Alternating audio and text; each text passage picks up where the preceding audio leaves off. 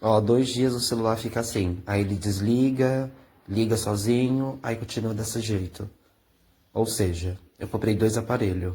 Será que o outro também tá com o mesmo defeito?